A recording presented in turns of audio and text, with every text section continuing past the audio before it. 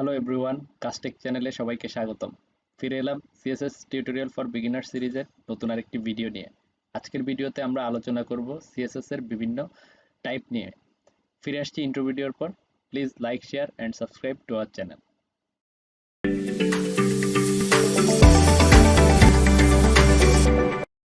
CSS এ সাধারণত আমরা তিন ধরনের টাইপ দেখতে পাই। একটি হচ্ছে inline, then internal and external. Inline CSS আমরা যখন ইউজ করব তখন হচ্ছে আমাদের যে এইচটিএমএল বডি আছে, বডির ভিতরে যে ট্যাগগুলো থাকে অথবা আমরা যে ট্যাগগুলো ইউজ করে থাকি ওগুলোর ভিতরে এই স্টাইলকে আমরা অ্যাট্রিবিউট হিসেবে ইউজ করব এবং ওই অ্যাট্রিবিউটের ভিতরে আমাদের যে স্টাইলগুলো আছে সেগুলো ডিফাইন করব। সেটি হচ্ছে আমাদের ইনলাইন সিএসএস।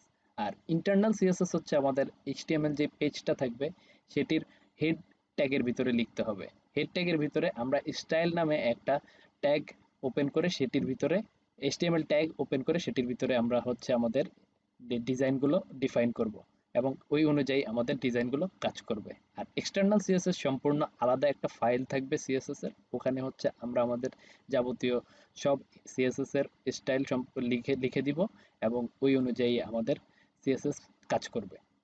এক্সটার্নাল সিএসএস যখন আমরা লিখব তখন যে এক্সটার্নাল সিএসএস ফাইলটা থাকবে সেটিকে আমাদের এইচটিএমএল ফাইলের সাথে লিংক করিয়ে দিতে হবে। তো এতক্ষণ আমরা বিস্তারিত জাস্ট থিওরিটিক্যাল আলোচনা করলাম, এখন আমরা কোড এডিটরে গিয়ে এই জিনিসগুলো দেখব।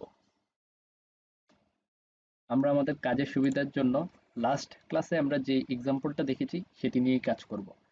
তো এখানে আমরা ফার্স্টে আমাদের যে ইনলাইন সিএসএস সেটি নিয়ে কাজ করব।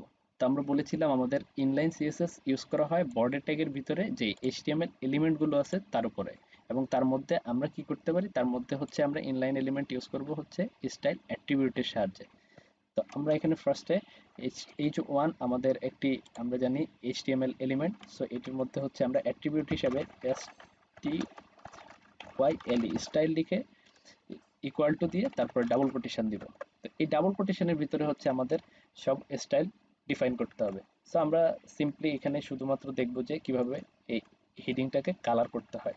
সো আমরা কালার লিখব প্রপার্টি এবং এর ভ্যালু দিব হচ্ছে রেড, এবং অবশ্যই এটি লেখার পরে আমাদেরকে একটি সেমিকোলন দিতে হবে, কারণ আমরা এর আগের ভিডিওতে দেখেছি সেমিকোলন দিয়ে সাধারণত আমরা এটি হচ্ছে একটা ডিক্লারেশন, এই ডিক্লারেশন থেকে আরেকটা ডিক্লারেশনকে সেপারেট করি। সো আমরা কন্ট্রোল এস দিয়ে সেভ করলাম, এবং আমি যদি এখন আমার ব্রাউজারে গিয়ে এটি একটু দেখার চেষ্টা করি তাহলে আমি যখন রিফ্রেশ দিব তখন আমি আমার কোডের আউটপুটটা দেখতে পাবো। এবং আমি এখানে দেখতে পাচ্ছি আমার ফার্স্ট হেডিং লেখাটি রেড কালারের আসছে এবং এটি লেফট অ্যালাইনমেন্ট আছে, কারণ হচ্ছে আমি এখানে কোনো অ্যালাইনমেন্ট দিয়ে দিইনি। যেহেতু দিয়ে দিইনি তার মানে H1 এর ডিফল্ট অ্যালাইনমেন্ট হচ্ছে লেফট, সো এটি নিয়ে নিবে।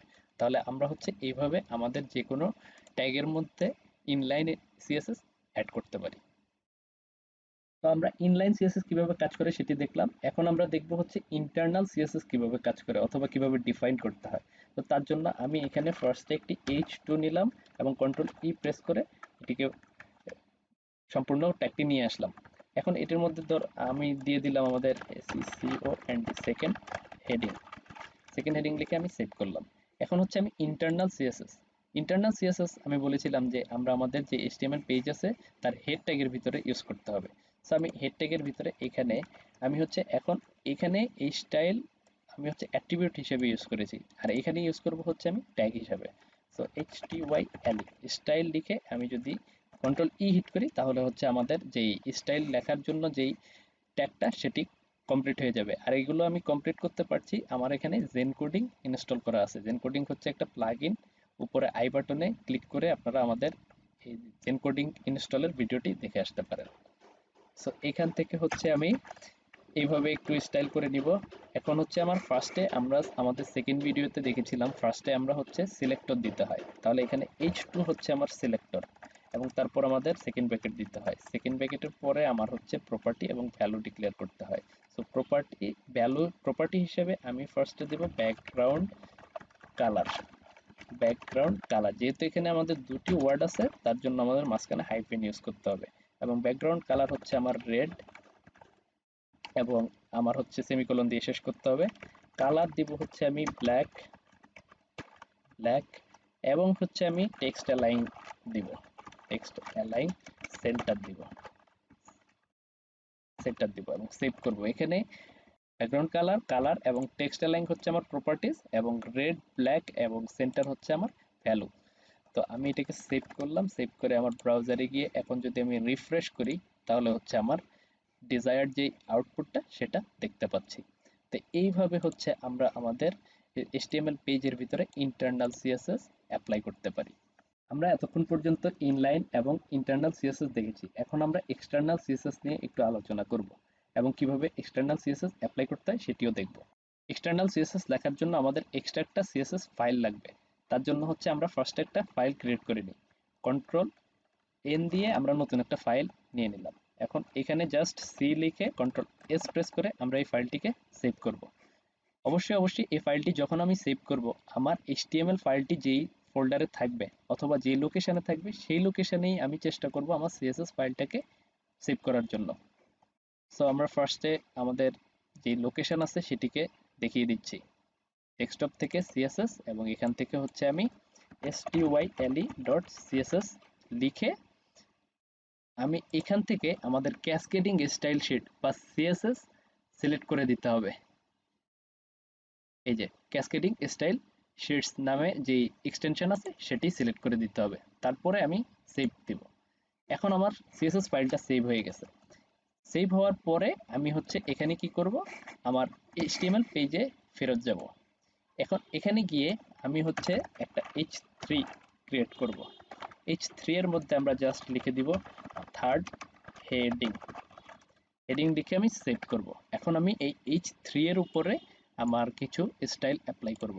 সো তার জন্য আমার এই style.css এর মধ্যে যাব এবং আমি এখানে H3 লিখে যেভাবে আমি ইন্টারনাল CSS লিখেছি ওইভাবেই লিখব। সো এখানে আমি কালার হিসেবে দিব কালার হোয়াইট এবং ব্যাকগ্রাউন্ড কালার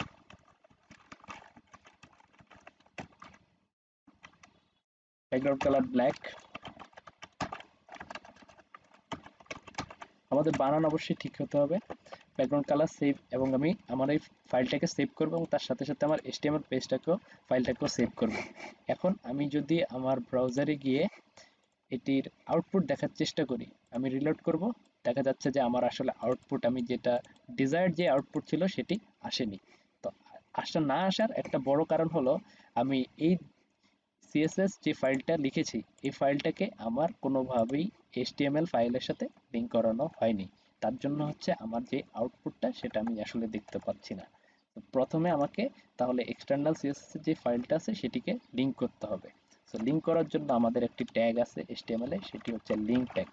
সো লিঙ্ক লিখে এরপরে রিলেশন আমরা এখানে লিখব হচ্ছে style sheet, STYLESHEET style sheet এবং তারপরে হচ্ছে আমাদের href। href আমরা আগেও দেখেছি, href হচ্ছে হাইপার রেফারেন্স। এটি আমরা সাধারণত যখন অ্যাঙ্কর ট্যাগ ইউজ করি তখন হচ্ছে আমরা ইউজ করি। অ্যাঙ্কর ট্যাগের উপরেও আমাদের একটা ভিডিও অলরেডি পাবলিশ করা আছে, উপরের আই বাটনে ক্লিক করে আপনারা ওই ভিডিওটিও দেখে আসতে পারেন।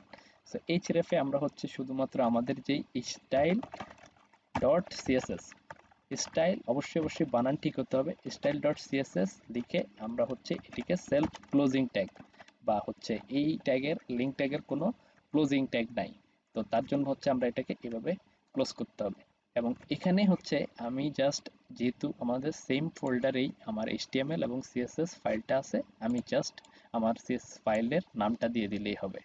সো নামটা দিয়ে আমি হচ্ছে সেভ করব। সেভ করে এখন আমি যদি আমার ব্রাউজারে গিয়ে রিফ্রেশ করি তাহলে হচ্ছে আমি আমার ডিজাইরড আউটপুটটা দেখতে পাবো। এখন আমি যদি চাই আরেকটু স্টাইল করতে, যেমন আমার এই যে থার্ড হেডিংটা আছে এটিকে হচ্ছে আমি একটু টেক্সট অ্যালাইন করে দিব সেন্টার। সো আমি টেক্সট অ্যালাইন সেন্টার করে দিব, সেন্টার করে দিয়ে কন্ট্রোল এস সেভ দিব এবং আমি এখানে গিয়ে এবার যদি রিলোড করি তাহলে হচ্ছে আমার আউটপুটটা আমি দেখতে পাবো। সো এই ভিডিওতে থেকে আমরা আসলে আমাদের তিনটা CSS এর টাইপ সম্পর্কে শিখলাম: ইনলাইন, ইন্টারনাল এবং এক্সটার্নাল। সো এই হচ্ছে আমাদের বিস্তারিত আলাপ আলোচনা। এখন এখানে কিছু কথা আছে, যেমন হচ্ছে আমাদের প্রায়োরিটি। সো সবসময় আমাদের প্রায়োরিটি হচ্ছে বেশি পাবে হচ্ছে আমাদের ইনলাইন সিএসএস। ইনলাইন সিএসএস এ যদি আমরা একটা ডিজাইন দিয়ে দিই তাহলে হচ্ছে এটার প্রায়োরিটি সবচেয়ে বেশি থাকবে। আর তারপরে হচ্ছে যদি প্রায়োরিটি বলি তাহলে হচ্ছে আমাদের ইন্টারনাল সিএসএস এবং সবার শেষে হচ্ছে আমাদের এক্সটার্নাল সিএসএস। তো এগুলো আমরা করতে করতে একটু যখন প্রো লেভেলে যাব তখন আমরা হচ্ছে এগুলো নিয়ে আরো বুঝতে পারবো বিস্তারিত। সো আজকের ভিডিওটি এই পর্যন্ত। আমাদের ভিডিওটি ভালো লেগে থাকলে অবশ্যই বন্ধুদের সাথে শেয়ার করবেন। Keep coding.